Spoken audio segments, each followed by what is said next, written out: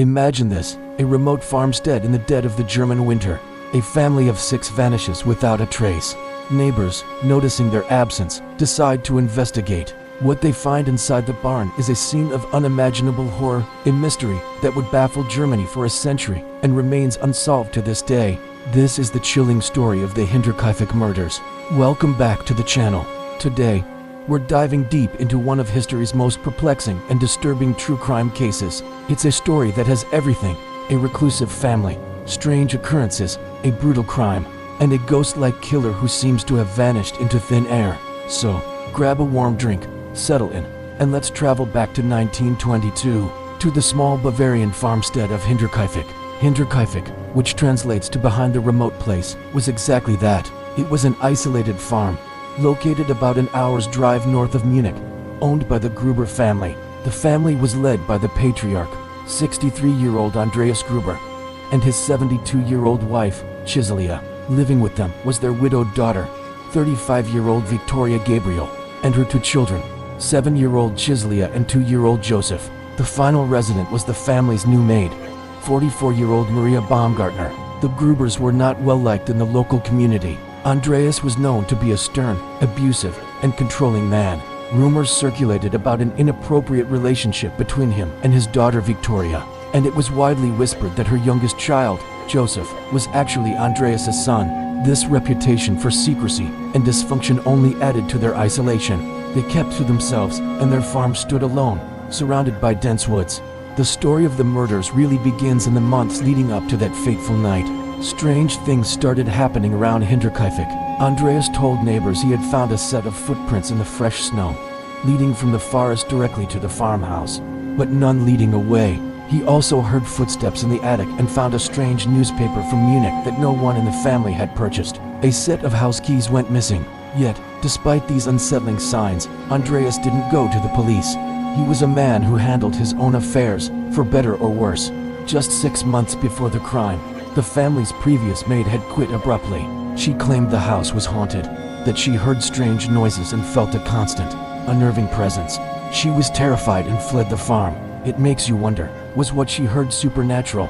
Or was it something far more human and far more sinister lurking in the shadows? On March 31st, 1922, the new maid, Maria Baumgartner, arrived at Hinterkaifeck.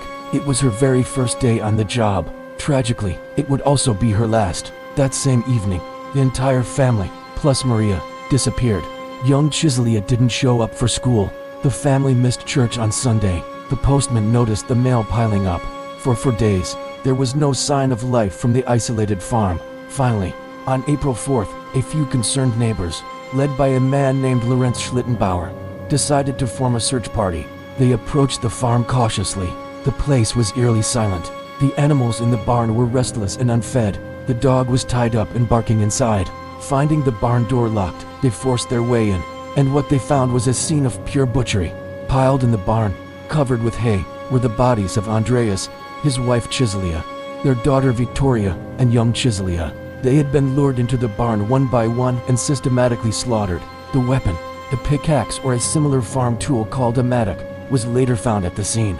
The brutality was shocking. Their heads were crushed, but the horror didn't end there.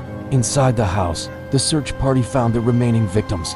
The new maid, Maria, was dead in her bedchamber, and in his crib, little 2-year-old Joseph was also dead, killed by a powerful blow. The killer had wiped out the entire household. The police were called, and the investigation began. But from the very start, it was a mess. The crime scene was completely compromised. Neighbors, friends, and curiosity seekers trampled through the house and barn, touching things, moving objects, and contaminating any potential evidence. The bodies were even moved before the primary investigators arrived. Forensic science was in its infancy. So many modern techniques we rely on today were simply not available. But here is where the story takes its most bizarre and chilling turn. The investigation revealed that the killer, or killers, did not flee immediately after the murders. In fact, evidence suggested they stayed at the farm for several days. The cattle had been fed, the dog had been cared for, food had been eaten from the kitchen, and the beds had been slept in. Someone had lit a fire in the fireplace to keep warm. Think about that for a second. The perpetrator committed this horrific act of violence and then lived in the house, alongside the bodies of their victims, for almost 4 days. They went about daily chores as if nothing had happened. This wasn't a crime of passion or a robbery gone wrong.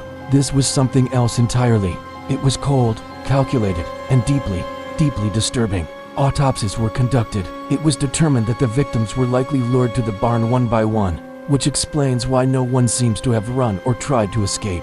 The eldest Chiselia showed signs of strangulation, but all of them ultimately died from massive head trauma. Even more heartbreaking, the autopsy on 7-year-old Chiselia revealed that she had likely survived the initial attack for several hours lying in the hay next to her dead family, pulling out her own hair in terror before she finally succumbed to her injuries. So, who could have done this? The police were stumped. They investigated over 100 suspects over the years, but no one was ever charged. One of the prime suspects was Carl Gabriel, Victoria's husband, who was officially listed as killed in action in World War I. However, some soldiers from his regiment claimed he hadn't died, and his body was never recovered. Could he have returned, enraged by the rumors about his wife and her father, and exacted a terrible revenge? It's a compelling theory, but there was no concrete evidence he was even alive. Another major suspect was Lorenz Schlittenbauer, the neighbor who led the search party. His behavior was suspicious from the start. He seemed to know his way around the farm a little too well, and disturbed the crime scene significantly. He also had a complicated history with the Grubers. He'd had an affair with Victoria and may have even been the father of little Joseph. Did a dispute over money or paternity lead to this massacre? He made strange comments for years after the murders, but again, nothing could ever be proven. The police explored other avenues too. Vagrants, drifters, and former farmhands were all questioned. They even consulted psychics and clairvoyants in desperation. They took the heads of the victims to Munich for further examination by mediums. A macabre detail that shows just how lost the investigation was. The heads were eventually lost during World War II, adding another layer of tragedy to the story. Years turned into decades. The farmstead was demolished in 1923, just a year after the murders, as if to erase the terrible event from the landscape. But the story lived on, becoming a dark legend in German folklore. The case was officially closed and reopened several times, most recently in 2007 by students at a German police academy. They used modern investigative techniques to re-examine the cold case file, but even they concluded that too much time had passed and too much evidence was lost. They couldn't definitively solve it, though they did have a primary suspect. But out of respect for living relatives, his name was never publicly released. And so, the Hinterkaifeck murders remain one of the greatest unsolved mysteries of the 20th century. We are left with so many unanswered questions. Who were the footsteps in the snow? Who was living in the attic? And most importantly, who was the phantom killer who stayed for dinner? Was it a vengeful husband, a spurned lover, or a complete stranger who had been secretly living on the property for months? A real-life boogeyman? The story of Hinterkaifeck is a chilling reminder that sometimes the most terrifying monsters are not ghosts or spirits, but real people. The thought of a killer living among their victims, calmly tending to the farm, is a detail that elevates this case from a simple murder to the stuff of nightmares. What do you think happened at Hinterkaifeck? Who do you believe the killer was? Let me know your theories down in the comments below. I'd love to read what you all think about this incredibly perplexing case. Thank you so much for watching.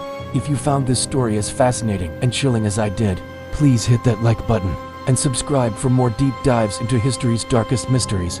Until next time, stay safe.